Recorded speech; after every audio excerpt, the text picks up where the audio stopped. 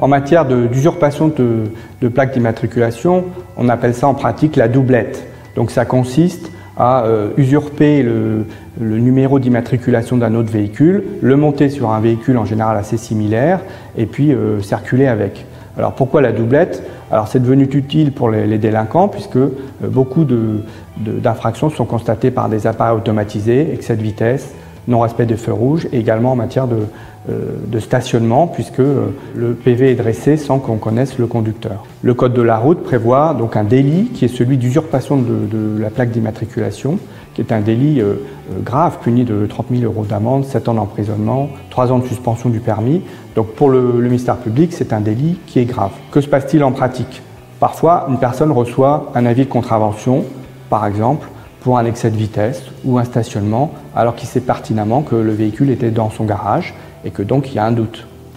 Donc la recommandation, c'est de ne pas payer cet avis et d'immédiatement contester en indiquant que le véhicule n'était pas à l'endroit de l'infraction. Et donc il faut s'interroger dans ce cas-là s'il y a une doublette. Si la chose se répète, il est intéressant dans ce cas-là de déposer une plainte pour usurpation de plaque d'immatriculation, ce qui va protéger le propriétaire s'il y a d'éventuelles difficultés ultérieurement.